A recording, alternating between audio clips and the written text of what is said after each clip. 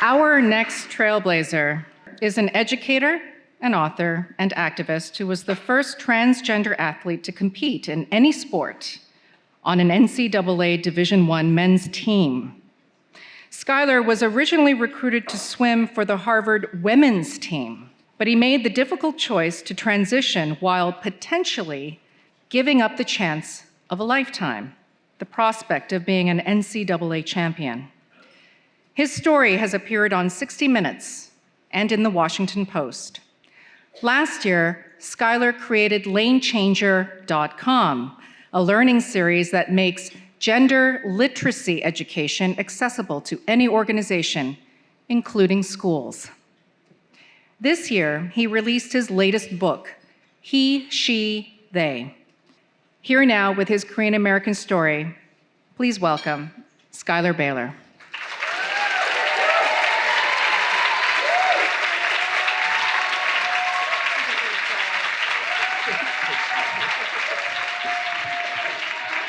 Wow. Thank you all. I have to say I'm beyond excited to be here. When I think about these types of spaces, and when I say these types of spaces, I'm thinking affinity spaces. I'm thinking spaces where most of the time when I go to do a talk or a speech, or even, I don't know, go to the grocery store, I don't see people that look like me, right? I don't see family. I don't see my ancestry. And to be in a room where white folks are the minority is a pretty exciting prospect. So when I was thinking about receiving this award tonight and what I wanted to share with you all, the word belonging kept coming up for me. And belonging has been something that I think a lot of people have asked me a lot about as a transgender person, as a Korean person, as a queer person, as an athlete. I'm a mixed race, Korean American, queer, transgender athlete.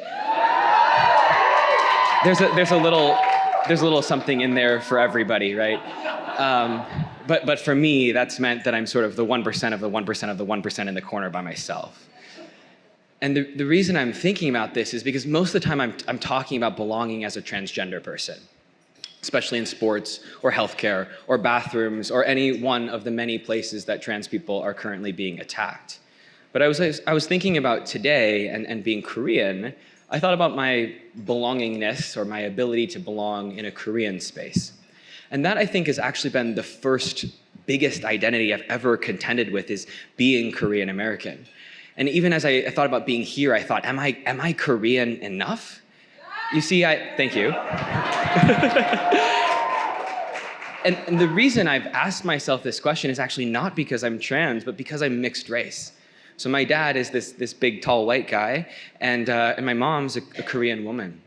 And so for the earliest days of my life, I remember noticing that there was a difference between my parents. And people would ask me, well, are you really Korean or are you really white? Like, which one are you really? And I would be like 5 or 6 or 7 years old. And I was like, I don't know. Like, I don't even know what I'm having for lunch, right? But people were so intent on figuring out what my background was. And sometimes I would even answer. I would say, well, I'm Korean American. They'd be like, no, you're not. They're like, what do you mean how can I? They'd be like, they'd try to figure out what I was. They'd guess all these different ethnicities. And I'm like, I just told you, I'm Korean American. But they would argue with me. And so as a young person, I began to recognize that other people would have a different conception of my own identity than I did, and I couldn't change that. But what I could do was situate myself strongly in my own identity. And so even if somebody else wanted to deny me my blood, my ancestry, the country from which my parents and my grandparents come, I couldn't let them define me, but I had to say, okay, this is where I belong, even if you say I don't. This blueprint of learning how I belong without somebody else telling me where I belong proved very useful as I moved into my middle school years. As Vivian mentioned, I'm transgender, and so I was assigned female at birth. That means when I was born, everybody thought I was a girl. All right, and so from my childhood, everybody said I was a girl, but I never really acted like the other girls. I didn't dress like them. I was really stylish in cargo zip-off pants with oversized t-shirts and sometimes a mohawk. One time I made one out of Elmer's glue, which is not a good idea, but it does work. was a very interesting, gender ambiguous kid. And for me, right, in myself, that was fine. But for other people, that was not fine. And I spent a lot of my middle school years being bullied for not being girl enough. The girls would say, well, you're not a real girl. You can't play with us. But then the boys would say, you're not a real boy. You can't play with us either. And it took years for me to figure out how to find more grounding, years of being kicked out of bathrooms, harassed in the locker rooms, told that I was never enough, right? That I needed to be this woman in order to belong. And so I went through many years of trying to be that woman, of trying to figure out how to become more perfect, more womanly, right? And it never quite fit. And when I finally realized that the reason was because I'm transgender, a lot of space opened up. And I began to learn more about myself, and I actually began reaching back into my racial identity and the racial reconciliation that I had done when I was a child. Because then, as I said, I am trans, I'm actually a man, people said, no, you're not. They said, you're not a real man. But then I wasn't a woman, and I got stuck in between again, and I realized that I could use the same grounding that I had to declare I am Korean enough to declare I am man enough. As I began to hold that space for my identity as a Korean man, I also began figuring out how to share that with people, right? Accepting myself was one journey, but presenting my identity to others was a whole nother journey. And I told people slowly. I told my parents first. I told my brother. I told some close friends. And after a while, I got really tired of telling everybody one at a time, so I made a big post online, but I hadn't told my grandparents. I hadn't told 할머니, 할아버지. I hadn't told my kunimo. I was very afraid of coming out to these people. My grandmother is a devout Catholic person. She moved from Korea to the United States in the late 1960s. She actually is North Korean. My 할머니 was born in North Korea in Pyongyang, and in 13, her and her family walked from North Korea to South Korea, as many of our family members do, to escape right before the war. And I share this because there's strong womanhood in history that comes from that side of my family. My grandmother, like I said, devout Catholic. Now that she can go to Zoom Mass, she calls it Jum Mass. She can go multiple times a day and does. So for most of my childhood, my 할머니 was giving me pink dresses and pink skirts. She gave me jewelry. She gave me Clinique products. I have every single Clinique product you could ever have. You know the little yellow lotion? I have a closet filled with it. She tried very hard and very clearly to show me what kind of gender expression was acceptable, right? What kind of person I had to be. She always asked me when I was going to bring home a nice Korean boy, and, well, maybe one day I would. Just, it would be me. But I didn't know how to say that at the time. What I'm trying to say is I was terrified, absolutely terrified to come out to her, to share with her that I am transgender. And so when I made the big Facebook post, I actually blocked her on Facebook. 할머니 has a Facebook. She calls it FaceTime, but she has a Facebook. So I blocked her on Facebook. I said, please let me get there. Everybody who's friends with her, please let me get there. So it took me a long time to figure out how to tell her. I was really stumbling over language because there isn't a word for transgender in Korean. It's just transgender, but with a Korean accent. So it sounds like, seriously, if you Google it, 투단수 찬터. Gay is gay. So instead, I explained what it meant to be trans. I said, 할머니, this is why I'm telling you. It's because I respect you, because I love you, and because I desperately hope you'll stay in my life. But I wasn't optimistic. I thought that telling her would be the last time I ever spoke to her. So I sat down at the kitchen table, 할아버지, 할머니, and my kunimo and my mom, and I read them this letter. I ended with, I love you, and then I waited. And 할아버지, my grandfather, began to clap. He had this like slow old man clap. He says, so you come out of closet now. I was like, 할아버지, what? 할아버지, what have you been reading that you know these words, coming out of the closet? He goes, oh, congratulations. Both times with the hand motion.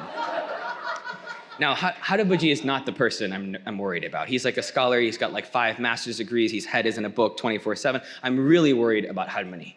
She's the matriarch of the family. She's got this very stern look on her face. My kunimo gives me a squeeze on the hand, her love communicated, and walks off to pour some tea. Harmony's got this really, like, I can't decipher the look, and she looks at me and she goes, I knew that. Excuse me, what? She goes, I knew that. Okay, so I have 2 grandsons from your mother. That's fine. My mom is now in tears, but I'm like, this is too easy. Like, where's the catch? Like, what's going on here? Come on. And Harmony launches into discussion of how it's normal that I'm trans and all of these things made me trans. And all of it is false, by the way. None of it was scientifically true. But that's okay. It got her there. So she goes through all of this. She's like, okay, so you can be a boy. You can be a brother. You can be a husband. I was like, hold on. I'm 18. Let's slow down. She goes, oh, you can be a doctor now. Don't worry, we figured that one out. She says, you can be a man, but in Korean culture, it is the daughter's responsibility to take care of the parents. And your mother has no daughters. It is still your responsibility, Skylar, to take care of your parents. Of course, I agreed. I said, that's your one stipulation, absolutely. And I actually found this moment so meaningful to my history and my culture and this relationship with my grandmother that I got her words, pumo hyodo, it means mother, father, filial piety, or take care of your parents, tattooed in her handwriting beneath my mastectomy scar. I want to share with you a little page that I wrote about it in my newest book, He, She, They, How We Talk About Gender and Why It Matters. I end with this story in the book because of how much it means to me, and I really wanted to share it with you all. When I got the tattoo, I sent Harmony a photo of it. She replied, thanking me for the eternal vow to take care of my parents. Somehow, remarkably, Harmony has been the most supportive family member I've had. She switched pronouns and gendered epithets overnight, despite the fact that her native tongue doesn't even have gendered pronouns. She almost immediately began calling me handsome, as well as her Superman. Oh, our handsome Superman returns from college, she'd say upon the end of the semester. You are Superman. This is a true story. She took on the task of sharing my identity with her very large Korean family back in Korea. She is one of 7, and my grandfather is one of 6. When they next returned to Korea to visit our extended family, my parents, brother, and I accompanied them. I was so nervous. What will they say about me being me? I asked Harmony. Nothing, she said indignantly. What do you mean? What if someone says something mean? They won't, she said, absolutely certain. But if they do, I yell at them. She nodded at me. She wasn't joking. The trip passed without struggle. Harmony even asked me if I wanted Harabuji to give me a new Korean name. We were sitting at their kitchen table one day, and I asked if my Korean name was gendered. Yes, Harmony said after a few moments, I think so. Harabuji had nodded in agreement. Girl's name, he said. But a boy can have, if you want, Harmony said. But Harabuji was already standing up, getting a pen. Harabuji can give you a new name. You want? In our Korean family, my grandfather names the children. My grandfather has given me the name Miwon, meaning foundation of beauty. The first character, Mi, is also the first character of the word for America, Miguk, which means beautiful country. Harabuji had given me this name because I was the first child of my Korean family to be born in the United States. I am the American foundation. My first character, Mi, is also the second character of my mother's name, Yomi, which means beautiful dawn because she was born early in the morning. No, I answered Harmony. I love my name. I don't care if it's a girl's name. It's about where I come from. I want to keep it. Harmony smiled and Harabuji put his pen down. I wear my scar, my history, my story, and my tattoo with great pride. Both are a promise to myself that I will never forget where or who I come from, not my assigned gender, not my Korean culture, or or my grandparents, or my parents, not my own personal history, nor my body as it was, always is, and will be, because these make me who I am, and I refuse to forget who I am. These days, I see my grandparents as often as I can. They are ties to my history, my culture, and they are evidence of a love that transcends any boundaries. My grandparents and great aunt have every excuse they could have had to reject me. Language, religion, age, generation, culture, but they chose instead to lead with love. If my Catholic Korean immigrant grandparents can do this, anyone can. Does that mean anyone will? Unfortunately, sometimes tragically, of course not. It is still a privilege I was received with open hearts by my family. Welcoming acceptance and unconditional love should never be a privilege in one's own family. Kindness costs nothing and should be commonly expected and freely given. I am fighting for that day, and I hope you'll join with me. Until then, my family, near and far, serves as proof of this possibility, as examples of the kind of love we all deserve and the kind of love we can all provide to others. Love can transcend all barriers if we let it. Thank you so much.